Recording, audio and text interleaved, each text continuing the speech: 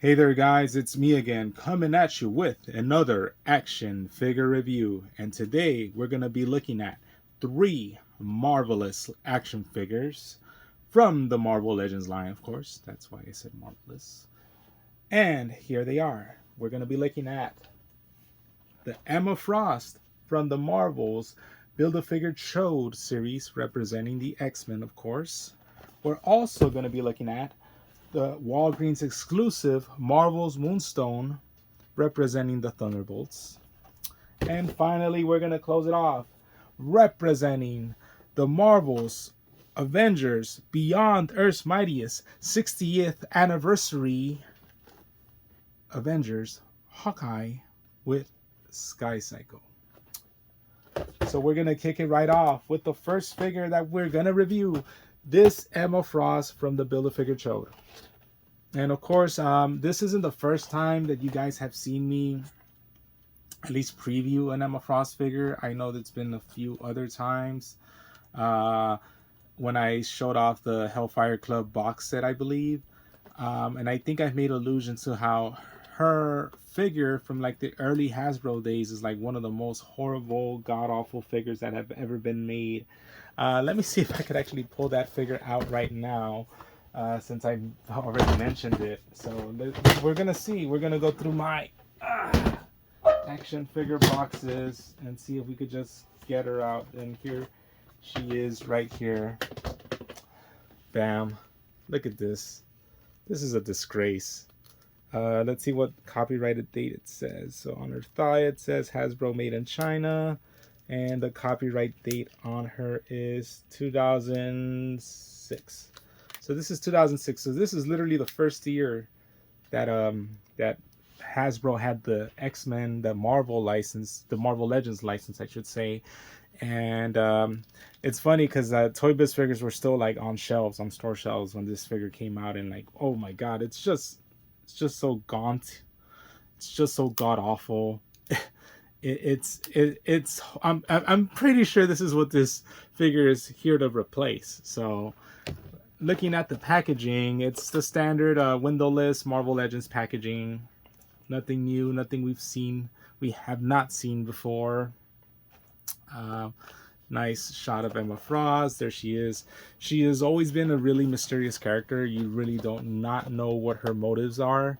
I mean, other than the fact that she has a relationship with Cyclops and the fact that she, you know, has dabbled in both sides. She has played both sides of the field. Obviously, as I mentioned, she used to be a member of the Hellfire Club, but she's also been a member of the X-Men in the past, and has never really been on the moral side of the X-Men. Sometimes, of course, was a part of the Phoenix Five, which were the main enemy in Avengers versus X-Men. So I think she was also part of the Dark Illuminati, right? She was also a member of the Dark Illuminati, along with like the female Loki and like Norman Osborn and what have you. So she's obviously a figure that's even though she's been a White Queen, you know, she's a figure that's obviously casted in the shadows and the grays, you know, in the shades of grays, and not in that way, not in like the book. I don't mean it that way. Even though she tends to dress like that sometimes, especially in her Hellfire Club attire. But anyways, going back with that, you know, she's just a really complicated character, and I think she is just in the whole survival mode mentality of like, if not her advancing herself, you know, at the cost of sometimes other people's lives, then she's not really doing anything at all to survive. So anyways, this is the packaging on her right here. And of course, this is Chode. I don't know much on the character other than he's a part of the Starjammers, which is like that group from space that also includes Corsair, which is like Cyclops' dad, I believe. But yeah, like Chode, what a name, you know. That's what I'm gonna give her the next time she comes to my room. Hey yo. Anyways, we're gonna open her up already. I've ran through my Chode jokes for the day. All right, so let's see her. Oh. And of course, here is the Chode piece. course, vital information whatsoever right there. Of course, they've gotten rid of this windowless packaging. They're going to go back to windowed packaging, but I don't know if they're going to keep the same type of the same type of format. That makes it a lot easier for me. Like, to be honest, that makes it a lot easier for me to not save every figure, like, and be like a mint on box collector. Every single line that I've come across, every single line always seems to like swap out like the packaging. Like, the most infamous is of course WWE Elites, but even Marvel Legends has done that. This is not how Marvel Legends boxes looked like 10 years ago, when it was the Infinite series or what have you. Getting with that, like, they don't even have like windowed boxes. Of course, it's Marvel Sang, Monet St. Croix, which of course got reviewed, or St. Croix. I still can't pronounce it right. I'm pronouncing it like if it was that water, but and like that what is it, that mineral water? Starjammer Corsair, and of course that's why Chode is the Build-A-Figure. Marvel's Kid Omega and Marvel's Chamber. Of course, no headshots. Normally, back in the day, you would see headshots of the figures included in the other way, in the wave, and yeah. So there you go. Here is advisory information, recyclable information. Here is Chode's leg. Oh wow! I guess these are her hands. Her hands. Grasping hand, trying to like rub up on somebody. Anyways, of course, a fisted hands, to punch somebody. And here's Chode's leg, and of course, Chode being named Chode, we already know he doesn't have a third leg, and I lied about not making any more Chode jokes. But anyways, let's get her out of here. And wow, oof, yeah. This is definitely this figure recreated. And I mean, wow. I mean, I like the makeup and the face sculpt. I like the face sculpt as in how it's painted. I'm not sure if it's really the best though. I'm not so sure if it's really the best look for Emma Frost. She literally looks like she's 60 something years old. But it's a nice head sculpt. I just don't think it's a nice Emma Frost head sculpt. The cape, unlike this one, is not removable. It seems to be sculpted on, or at least, yeah, sculpted onto her top right here. So, and of course, there's like a peg in the back that goes to her back to like have the cape stick. So even if you were to remove the cape, well, first of all, I don't think you'd be able to put it back on like this tight as it is. And second of all, you would have Emma Frost with a big peg hole in her back. And I don't think she's a levitating kind of character. I don't think she could levitate. She could turn into diamond form, but that's about it. But this cape, wow. Unless they want me to remove it, it's definitely going to impede her articulation. So I don't know what they were thinking right there, to be honest with you. Because she has everything sculpted on. She has a bicep cut. She seems to have double jointed elbows, pinless, mind you. Arm articulation is on. Hand articulation is on point. She has that hinge, of course. She has a diaphragm joint for rotation. She does not have a waist cut. She can't crunch down that well or crunch. Actually, she could crunch back a bit better than she could actually crunch down. And I think this cape has a lot to do with it. Obviously, her cape gets in the way of her being able to spread her arms. So I don't know what they were thinking right there. Yeah, this is pretty bad. Her head can turn fairly decent. Oh, wow, she actually has a choker, man. You know what to say about chokers. I don't know. Anyways, and she could actually turn her head up, not so well. At least rotate side to side, but wow, this cape articulation is bad. She actually has like this, like, kind of like, I don't know. I guess her mom must have like like must have like blanchard her like pants, because she has like that line running through, like, you know, like the old school cholos and stuff, you know, like the little hemline, like the little, I don't know what they call it. I can't think of it right now. But she has a thigh cut, and that totally breaks that line apart, like that little Levi's pant line that she would have otherwise have. Double jointed knees, and no boot cut, but she does have foot articulation. She's actually wearing like these high heeled boots, which is nice because that fits Emma Frost's MO, and it actually is a callback to this figure right here. But yeah, I don't know what they were thinking. First of all, with this articulation right here, I don't know what they were thinking with that. I mean, I could have it removed, but then, yeah, I don't think I'm gonna have it be able to. I don't think I'm gonna have to like cut it, and that's gonna open up that figure a lot more. But I don't think this is ever gonna be in place as it is right now. So that's kind of a drawback right there. Other than that, and the pig, and even the cape is off the peg hole already. So yeah, that this is an unmitigated disaster articulation wise, and even in the face, I don't know, man, that face, there's just something off about it. It just looks a bit older than she should. Obviously leagues way better than this one, but obviously you could see that they were going for that whole blue makeup look right there, and it actually comes off pretty well, a lot well than here. Right here it looks like she sorely needs a sandwich. But anyways, yeah, I'm sorry that, you know, like there's this Emma. I really wanted to like this Emma Frost figure because other than the faults that I pointed out right now, she's a very excellent figure, and it hurts me to say that it's probably one of the lower reviewed figures that I'm gonna have right here, just based off of this cape articulation alone. Yeah, it's looking like it's gonna be stuck on there. So I'm gonna have to give this figure.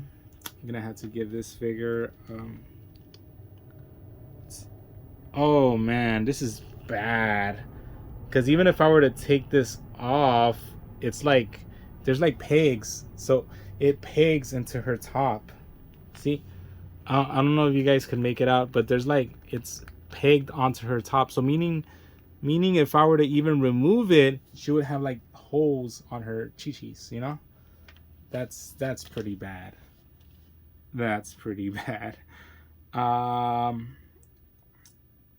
Yeah, this figure is gonna get 5.5 out of 10. Yeah, great start, poor execution. The curse of the Emma Frost figures, except for that Hellfire Club one, the curse of the Emma Frost figures lives on. So there you go. Hopefully our next female figure is a lot more well articulated. Here she is, Marvel's Moonstone. Of course, this is a Walgreens exclusive. By the way, what is up with just giving us a pair of hands and that's it? This figure just got a pair of hands and this stupid chode leg. What happens if I don't want the Build-A-Figure? I would rather, and here's the thing, Build-A-Figures back in the day were like huge, you know, they were worth the purchase. Nowadays they're kind of becoming on the small side. They're becoming much more smaller than deluxe figures. I would rather just have them not use this plastic for this figure and use this plastic for more accessories for the actual character that I spent 25 plus bucks on, you know, give or take, unless you find it on clearance. But anyways, look at this Moonstone figure. This is supposed to be a Walgreens exclusive. You're supposed to want to go out and get her. You're supposed to go, you know, while you're like picking up your medication, you know, you're supposed to want to scour the stores, find her and be like, oh yeah, exclusive, I need this. But come on, what exactly are you gonna do with just an extra pair of hands, of open palm hands? What is she gonna slap someone, you know? Yeah, this is pretty bad. Moonstone, of course, is a villain figure. She is Carla Soffin, I think is her name. She is a psychiatrist that kind of like got in her powers from like the original guy who had this Moonstone. Very original, right? And but she pretty much got the powers that are similar to like Miss Marvel, you know, like the whole super strength kind of like flight, you know, invulnerability ability type of stuff. I think there's just different types of different method of channeling that type of power. As Miss Marvel is like, whatever her Karen haircut cosmic powers. I know I'm kidding with that, but still. Um, Meanwhile, Moonstone actually gets it from like a stone, not too that far off from like the Crimson Gem of Sidorak that of Juggernaut. I was gonna say Apocalypse, that Juggernaut gets. But yeah, anyways, that's Moonstone right there. Nice head sculpt on her right there. Nice headshot. Nice drawing that she gets. I will say that this isn't the first time that she's been released. She was actually part of this Thunderbolts SDCC set. SDCC. Did I say it twice or thrice? SDCC set back in 2013, I believe, and it included like Luke Cage and like not Vampira. I was gonna say Vampira, but anyways, it included a bunch of villain characters. Songbird, I think, was a part of it, and they always promised a re-release of Moonstone. They promised a re-release way back then. Took them about 10 years to release her. 2022 has almost 10 years to release her. And the thing is that when they released her on a different body. Because I do remember that 2013 Moonstone being much more heroically proportioned, if you catch my drift. And this one seems a bit more petite. But maybe it fits her a lot better. I mean, at least this one's pinless. So we're going to check out Moonstone. And of course, her arms already fell. So here, her hands already fell. So let's take a good look at her open palm hands. There you go. See? Anyways, let's see what she brings to the table. Down. Getting her out.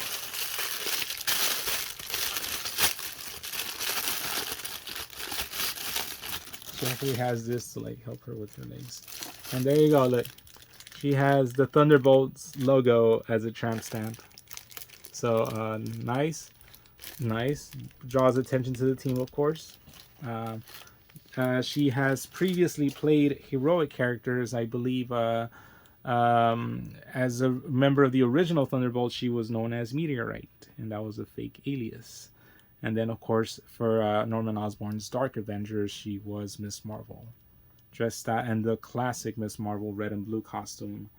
The one that, when she was Captain Marvel's sidekick. The original Captain Marvel. I know, comic books are so confusing. I will say, though, the head sculpt on her is incredible. I don't even think the head sculpt on the SDCC Moonstone looks this pretty. So that kudos to the sculpting team at Hasbro. They've actually been making their head sculpts a lot better. I just wish they weren't charging me an arm and a leg for every figure that they release. But anyways, she of course has better articulation than the Emma Frost. Way better articulation than the Emma Frost right off the bat. She has, of course, a bicep cut, double jointed elbows, pinless, standard, hand hinge. Her hand could go up and around and everywhere. It's removable. Her shoulder articulation is there. Well, I think I saw like a white paint chip right there. She does not have any butterfly joints, which would have helped when like flight poses, but oh well.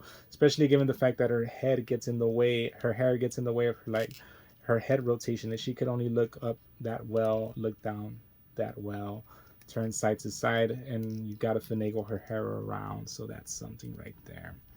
Diaphragm joint to have her chest move. And it could, once again, it could only crunch back up that well and not that well down. No waist cut, even though it would have been a perfect chance to give her a waist cut. But then again, that probably would have broken up the Thunderbolts symbol above her butt. So maybe there's that to that. Thigh cut, double jointed. What the heck? Oh, God. So, pinless elbows, pinned legs. See, you could see the pin right there. Pinless elbows, pinned legs. I hope someone got fired for that. Let me see. Does her render? Her render actually does show the pinned legs. Oh, wow. But still, you would think that the whole figure would be pinless, but no. Body proportion wise, yeah, she looks decent. I'm not that disappointed that she's built a bit skinnier than the SDCC figure. It actually matches her a bit better. But come on, pinless elbows, pinned knees. And of course, no boot cut. And a very limited foot articulation. I'm kind of scared that I'm going to pop this out. But has a rocker. Of course, and it has a hinge for up and down foot movement. So yeah, she's a lot better. I will say this figure is painted beautifully. The camera does not do her justice, especially in regards to her face. She is gonna get a respectable 7.5 out of 10. So there you go. And finally, we're gonna close it off with our main event, Hawkeye with the Skycycle. And of course, this is part of the Avengers Beyond Earth's Mightiest 60th year anniversary Avengers kind of a celebratory line. And look at that. Nice shot of the figure right there on the side. Nice classic look of Hawkeye, like drawing on the side right here on the opposite side. And there you go. Just shows you everything he comes with. Shows the Skycycle. Shows Clint Barton right here. Comes with 2 extra hands and an arrow, and of course the bow, and I think the quiver in the back. And there you go. I think other figures in this line include Doctor Doom and Monica Rambeau, the Destroyer and Thor, and Bruce Banner and a Grey Hulk. And great way to like celebrate, Marvel's 60th anniversary of the Avengers. I think an Amazon exclusive is that Black Knight and Cersei, and I would want to get that 2-pack, but I don't think I would want to pay full price for it. But we'll see what happens. Maybe in time I will get that 2-pack. But in the meantime, let's open this guy up. Of course, here it comes. Whoa. Oops. Recycling information, and wow, I had to build the Skycycle myself. Is there anything else in there? Nope. Nice packaging though, really A+ packaging. And okay, so I guess we should look at the Skycycle first. Might as well, right? So here it seems to be the bottom part of the figure. Of the motorcycle. And let's see. So here's a like little square peg where I think this bubble piece will attach. And let's see. And they have it in a way that it could only attach like that, so that's good on them. Here is the stand piece. And I really appreciate the fact that they actually have multiple stand sides for it. But here we go. Actually, wow. Let's take a look at that again. It's not made of the toughest plastic, so I could actually see it break. I could actually see it break somehow, so you guys got to be careful when attaching it. Kind of hold it right here, because this thing bent right now when I tried putting it on. So yeah, just be careful, guys, when putting up this Skycycle thing. You guys don't want your stand breaking, because then you have a non-flying Skycycle. So, but yeah, that's pretty much the finished product right there. Not bad at all. But of course, the reason I wanted this, and I was gifted this, thanks a lot, was the fact that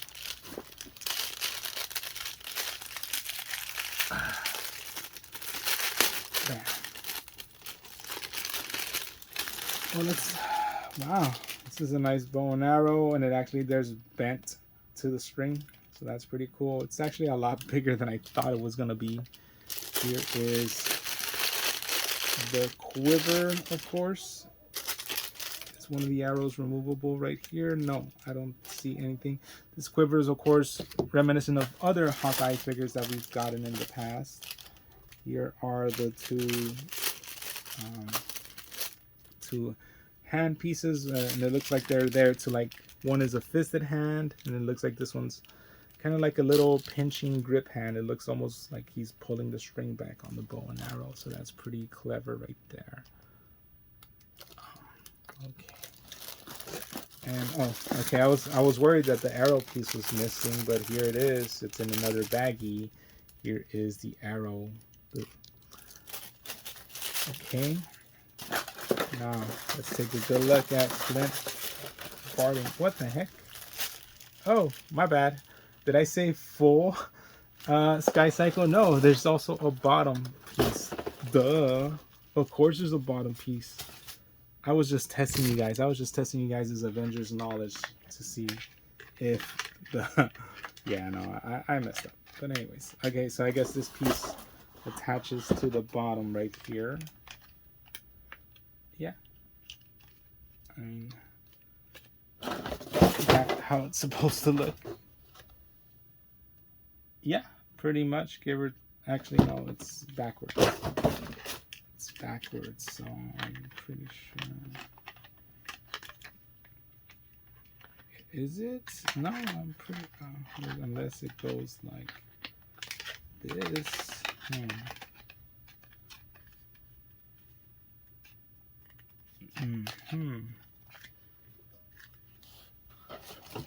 Let me see.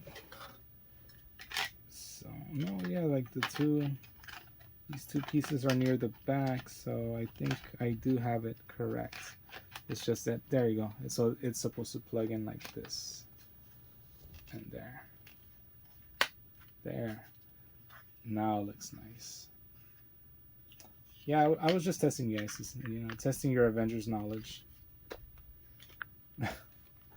Anyways. Let's take a look at the Hawkeye figure. Man, oh man. Soft goods.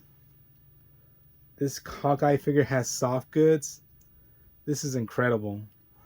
I was always regretting not getting that retro figure, but this one blows it out of the water. That retro line, that retro carded Hawkeye. This is way better than that previous retro carded Hawkeye. He does have suspenders sculpted on, but they don't interfere with the crunch. He has an ab crunch. And he also has waist rotation. Amazing. Bicep cut. He seems to be... Yeah, he's pinless. He's completely pinless. Double jointed elbows. Wrist rotation as needed. On a butterfly joint. Oh, man. Let me see. Can he look up? He can look up fairly good. Look down fairly good as well.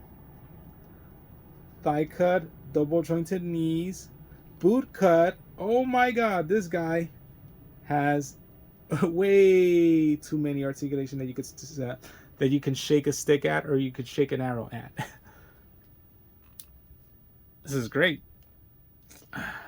Might need a bit of breaking in, but this figure is incredible, and the paint job on him is A1. Totally like the chainmail, sculpted on right here. Nice use of purple, nice use of blue. Just pops. He really pops. Wow. Okay. He is incredible. And of course he has the fisted hand, and he also has like this bow hand right here, like this. So pretty much, so you could easily see. Let's get that. There you go. See? Bam.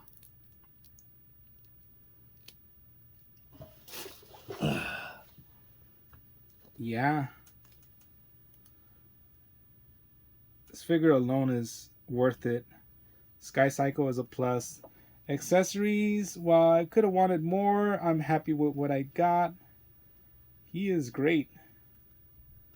I think I did have a previous version of him, and that was the modern Hawkeye, which is pretty much this guy, like the retro modern Hawkeye, which was like post Siege.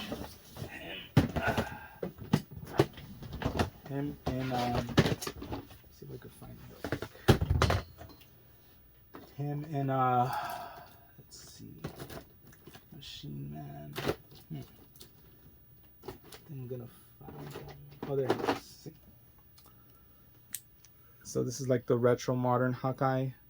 Of course, built off the same kind of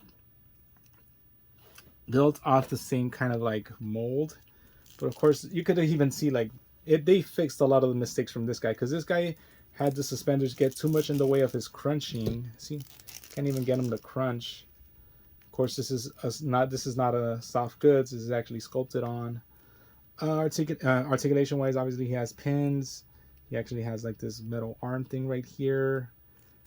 So he could actually probably look up better. No, they're probably the same.